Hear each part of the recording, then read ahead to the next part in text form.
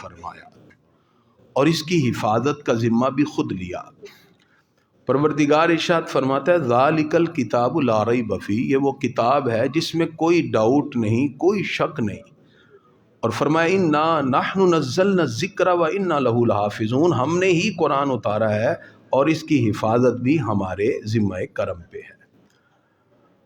قرآن مجید فرقان حمید 23 سال کے عرصے میں اترتا گیا۔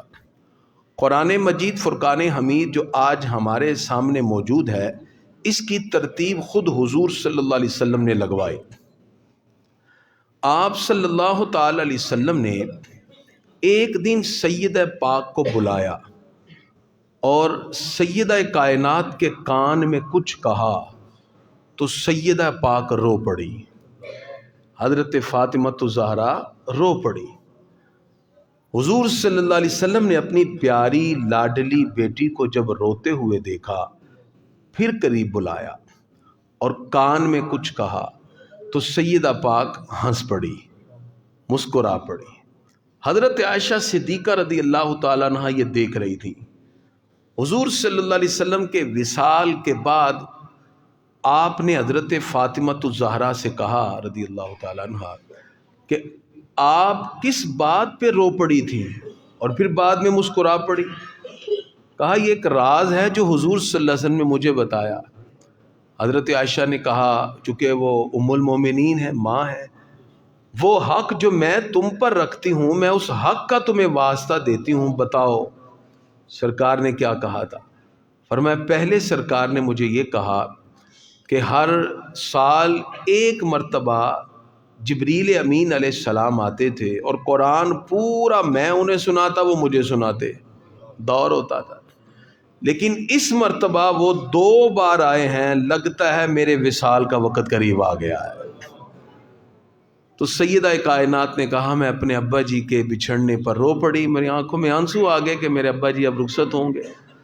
اور پھر حضور صلی اللہ علیہ وسلم نے جب روتا دیکھا تو مجھے قریب کر کے کہا سب سے پہلے میرے اہل خانہ میں تم ہی ہو جو مجھ سے ملاقات کرو گی۔ جب میں نے یہ سنا اور پھر کہا کہ اے فاطمہ تو اس بات پہ خوش نہیں، اللہ نے ساری عورتوں کا تمہیں سردار بنا دیا ہے جنت میں، اس بشارت پر آپ فرماتی ہیں میں مسکرا پڑی۔ تو اس سے پتہ کیا چلا؟ قرآن مجید فرقان حمید یہ اللہ تعالیٰ نے جو ہمیں عطا کیا، تو اس کا نزول اگرچہ 23 سال میں ہوا اور نزول میں ترتیب اور تھی، لیکن آج جو ترتیب ہے وہ اور ہے۔ اس ترتیب میں جو ہمارے پاس ہے، ہمارے آقا پورا قرآن جبریل امین علیہ السلام کو سناتے، وہ پھر سرکار دو عالم علیہ السلام کو سناتے۔ جیسے حافظ دور کرتے ہیں، ہمارے آقا جبریل امین سے دور کرتے تھے۔ اب قرآن مجید فرقان حمید کے صرف الفاظ اور آیتیں نہیں اللہ نے نازل کیں، اللہ نے اس کے معنی بھی ہمارے آقا کے قلب اقدس پہ نازل فرما دیے۔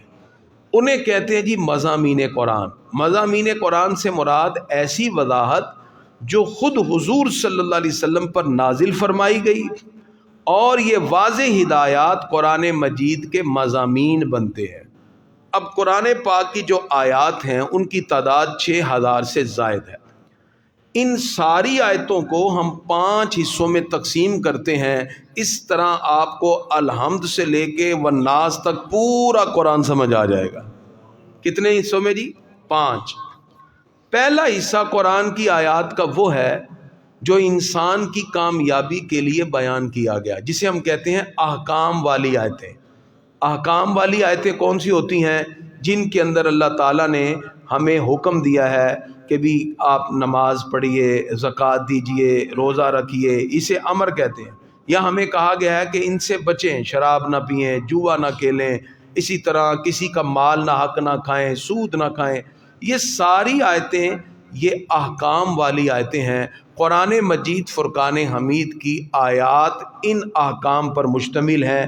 لے جی قرآن کا ایک حصہ آپ کو سمجھ آ گیا، ٹھیک ہے جی۔ قرآن کا ٹوٹل حصے میں سے ایک حصہ احکام کی آیات ہیں۔ احکام سمجھ آ گئے جی، نماز، روزہ، زکوٰۃ، حج، یہ ساری آیتیں وہ ہیں جو ہماری کامیابی کی ضمانت دیتی ہیں۔ نمبر 2، قرآن کی آیات وہ ہیں جو اللہ تعالیٰ نے باطل نظریات کے حامل افراد کے لیے بیان کی۔ اللہ تعالیٰ نے قرآن مجید میں 4 لوگوں کو چیلنج کیا ہے۔ کتنے جی؟ 4۔ وہ آیات جس میں اللہ تعالیٰ نے فرمایا کہ تم غلط ہو، سچا دین اس روئے زمین پر ہے تو فقط اسلام ہے۔ وہ 4 کون ہے جی؟ ان میں سب سے پہلے ہیں جی یہودیوں کو اللہ نے فرمایا کہ تم عزیر کو اللہ کا بیٹا کہتے ہو، غلط۔ دوسرے ہیں جی عیسائی، اللہ نے فرمایا کہ تم عیسیٰ کو اللہ کا بیٹا کہتے ہو، تم بھی غلط۔ تیسرے ہیں جی مشرکین جو بتوں کی پوجا کرتے تھے، اللہ فرماتا ہے یہ بت تمہیں کچھ نہیں دیتے، دینے والی ذات صرف اللہ کی ہے۔ اور چوتھے ہیں جی منافقین جو اسلام کا لبادہ اوڑھ کر مسلمانوں کی صفوں میں گھس گئے اور مسلمانوں کے ایمان کو ڈاواں ڈول کرنے کی کوشش کی، تو اللہ فرماتا ہے ان المنافقین فی الدرک الاسفل من النار، ہم اٹھا کے جہنم کے سب سے آخر میں منافقین کو پھینک دیں گے۔ لو جی یہ دوسری قرآن کی آیات دوسری وہ ہیں جو اللہ نے 4 طرح کے باطل لوگوں کے رد میں نازل فرما دی۔ لو جی قرآن کا دوسرا حصہ بھی سمجھ آ گیا، ٹھیک ہے جی۔ دوسرا حصہ قرآن پاک کا تیسرا حصہ وہ ہے جس میں اللہ کی نعمتوں کا بیان ہے۔ فَبِأَيِّ آلَاءِ رَبِّكُمَا تُكَذِّبَانِ، اللہ فرماتے ہیں ہم نے تمہارے لیے بارش برسا دی، ہم نے تمہارے لیے انگور، انار، اناج، یہ ساری چیزیں پیدا فرما دیں۔ اللہ نے اپنی نشانیوں کا ذکر کیا۔ یہ تیسرا حصہ ہے قرآن مجید کا جس میں اللہ تعالیٰ اپنی نعمتوں کا ذکر فرما رہا ہے۔ لو جی قرآن کا تیسرا حصہ بھی سمجھ آ گیا۔ قرآن کا چوتھا حصہ وہ ہے جس میں اللہ تعالیٰ نے پہلی قوموں کا ذکر کیا۔ فرمایا دیکھ لو قوم عاد کا حال، دیکھ لو قوم لوط کا حال، دیکھو قوم نوح کا حال، ہم نے کیسے کیسے ان کے گناہوں پر ان کو پکڑا، پھر وہ تڑپتے رہے، ہم نے ان کے گھروں میں ہی ان کو تباہ و برباد کر دیا۔ فرمایا یہ واقعات تمہاری عبرت کے لیے ہیں، تم بھی گناہوں سے بچو تاکہ اللہ کی رحمتیں تمہاری طرف متوجہ ہو جائیں۔ یہ جی چوتھی آیات ہیں جس میں اللہ نے پہلی قوموں کا ذکر فرمایا ہے، ٹھیک ہے جی۔ وہ قرآن پاک کا چوتھا حصہ بھی آپ کو پتہ چل گیا اور وہ ہماری عبرت کے لیے ہے۔ ہم بڑے ہی خوش قسمت ہیں، خدا کی قسم اللہ نے اتنے انعام ہمیں دیے ہیں۔ ہم ایک تو سرکار کی آخری امت ہے، اس امت پر عذاب آنا ہی نہیں ہے، اس امت پہ عذاب آنا ہی نہیں۔ کیوں؟ اللہ فرماتا ہے وما کان اللہ لیعذبہم وانت فیہم، اللہ اس لیے عذاب نہیں ڈالنا چاہتا محبوب آپ جو ان میں جلوہ فرمائے۔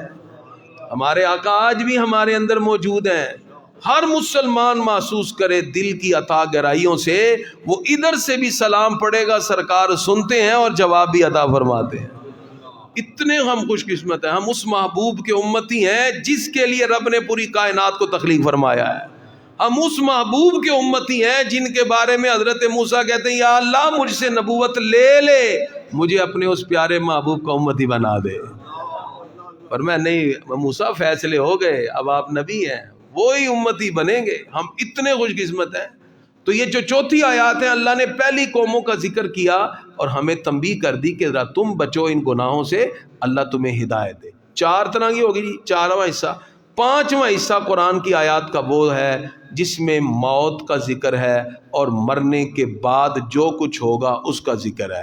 لو جی آپ کو میں نے چند منٹ میں پورا قرآن سمجھا دیا۔ اس 5 کے علاوہ چھٹی آیت کوئی بھی نہیں ہے۔ اللہ نے ان 5 علوم کے اندر پورے قرآن پاک کی آیتوں کو نازل فرما دیا۔ ٹھیک ہے جی، میں پھر دہرا دیتا ہوں، آپ کو یاد رہے گا۔ قرآن پاک کی ٹوٹل 6236 آیات جو ہیں وہ 5 علوم میں منقسم ہو جاتی ہیں۔ پہلا وہ آیتیں ہیں جس میں اللہ نے احکام اتارے، نماز، روزہ، زکوٰۃ، حج۔ دوسری وہ آیتیں ہیں جس میں اللہ تعالیٰ نے باطل مذہبوں کا رد کیا، یہودیوں، عیسائیوں، مشرکین، منافقین۔ تیسری وہ آیات ہیں جس میں اللہ نے اپنی نعمتوں کا ذکر کیا اور اپنی نشانیوں کا ذکر کر دیا، فرمایا تو میری نعمتیں کھاؤ اور میری عبادت کرتے جاؤ۔ چوتھی وہ آیات ہیں اللہ نے پہلی قوموں کا ذکر کیا اور فرمایا یہ قوم اس لیے تباہ ہوئی کہ انہوں نے گناہ کیے، تم نہ کرنا، اللہ تمہیں ہدایت دے دے گا۔ 5ویں وہ آیات ہیں جس میں اللہ نے موت اور مرنے کے بعد کا ذکر کیا۔ لے جی 10 منٹ کی نشست میں الحمد سے والناس تک پورا قرآن آپ کے ہاتھ میں آ گیا۔ یہ قرآن مجید ہے جو ہماری ہدایت کے لیے ہے۔ خدا کی قسم ان آیات سے آپ جڑتے جائیے، ایک ایک معاملہ اتنا خوبصورت اللہ نے بیان کیا، جیسے ہم تراویح کے بعد آپ کو بتاتے ہیں۔ ان آیات میں اللہ نے ہماری کامیابی کے اصول بھی بتا دیے، اور یہ بھی بتا دیا کہ بندہ کامیاب جب ہوگا جب وہ اللہ اس کے رسول کے احکام کو تھام لے گا۔ آخر میں آج چونکہ سیدہ پاک کا خوبصورت دن ہے، سیدوں سے اور آل رسول سے پیار کیا کریں۔ یاد رکھیے، یہ جو آل رسول سے محبت ہے نا، یہ ہم پر واجب ہے۔ یہ اپنی گٹی میں بچوں کو پلا دیں۔ آل رسول سے پیار اور محبت کے اتنے فائدے ہیں۔ آپ تاریخ اٹھا کے دیکھیے، بغداد میں بادشاہوں کے ہاں اصول ہوتا تھا، وہ بڑے بڑے پہلوانوں کو ریڈی رکھتے تھے اور اکھاڑوں کے اندر بھیجتے تھے کہ کوئی لڑے، اور پھر بادشاہوں کے ہر طرف جو ہے بڑے بڑے نام گونجتے تھے۔ تو بغداد میں ایک بہت بڑا بادشاہ تھا جس نے اپنے اکھاڑے میں ایک پہلوان رکھا تھا جس کا نام جنید تھا، کوئی اس کو گرا نہیں سکتا تھا، بڑے بڑے لوگ۔ تو بادشاہ نے اعلان کر دیا بہت بڑے انعام کا، کہا جو میرے جنید کو گرا کے دکھائے اتنا بڑا انعام لے لے، لیکن کوئی چیلنج قبول کرنے کے لیے نہیں آتا۔ تو ایک دن اس چیلنج کو ایک بالکل سادہ سا لاغر سے بندے نے قبول کر لیا۔ اس نے کہا جی میں جنید کو گراؤں گا۔ لوگ حیران ہو گئے، بھی بڑے بڑے سلطنت کے بادشاہوں کے پہلوان اسے نہیں گرا سکتے، یہ کیسے گرائے گا؟ اس نے کہا جی میں گراؤں گا۔ لو جی مجمع سجا، لوگ دور دور سے آ گئے کہ جنید کو گرانے کا چیلنج ایک لاغر بندے نے قبول کر لیا ہے۔ جب اکھاڑے میں اترے تو ہاتھ میں ہاتھ ڈلے، اس نے جنید کے کان میں کہا یار میں سید زادہ ہوں، میں سرکار کا جو ہے وہ بیٹا ہوں، سرکار کی آل سے ہوں، سید زادہ ہوں، میری بیٹیوں کے تن پہ صحیح سے کپڑے بھی نہیں ہیں، ان کی شادی ہے، میرے پاس کچھ نہیں ہے، میں صرف اتنا بڑا انعام دے کے آیا ہوں، خدا را آج تو گر جا، میں آل رسول ہوں، میں وعدہ کرتا ہوں کہ قیامت کے دن جب آپ حشر کے میدان میں آؤ گے، میں عزتوں کا تاج کہہ کے اپنے نانا کو تیرے سر پہ رکھواؤں گا۔ جنید نے یہ سنا تو فوراً اس نے دیکھا ادھر مجمع اور اپنے بادشاہ کی طرف، اور ادھر آل رسول کی نسبت دیکھی۔ وقتی طور پر داؤ پیچ اس نے کھیلے، لیکن صرف کھیلے۔ لوگ حیران ہو گئے ورطہ حیرت میں کہ جنید گر چکا ہے اور سید زادہ اس کے سینے پہ بیٹھا ہوا ہے۔ وہ جیت گیا، ون ہو گیا، بادشاہ کا سر شرم سے جھک گیا۔ ساری سلطنت کے وزراء پریشان ہو گئے اور جنید کو ملامت کرنے لگے تو اس بندے سے آ رہا ہے۔ جنید نے سر جھکایا، دل میں ملامت بھی ہے، سوچتا ہوا گھر آ گیا، گھر آ کے سو گیا اور کہا کہ یہ وعدہ تو سید زادے نے کیا، انعام تو مل گیا، لیکن سرکار خواب میں آ گئے۔ کہا میرے جنید، میرے نواسے نے تو کہا تھا قیامت کو نوازیں گے، تو نے میرے گھر کی عزت رکھی ہے، آل پاک کی عزت رکھی ہے، میں ابھی تیرے سر پہ عزتوں کا تاج رکھتا ہوں، تو صبح اٹھے گا اور ولیوں میں اعلیٰ مقام حاصل کر جائے گا۔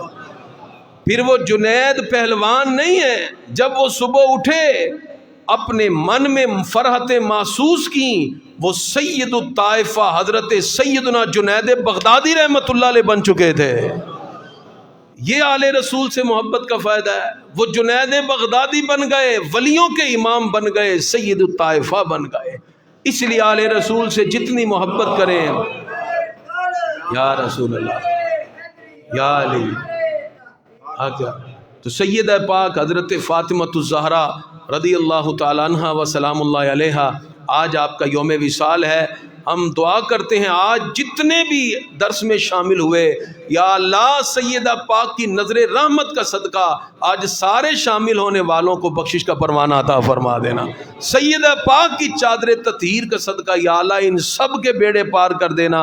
اللہ تعالی ہم سب کو ان پاک ہستیوں سے ادب اور محبت کرنے کی توفیق عطا فرمائے۔ مصطفیٰ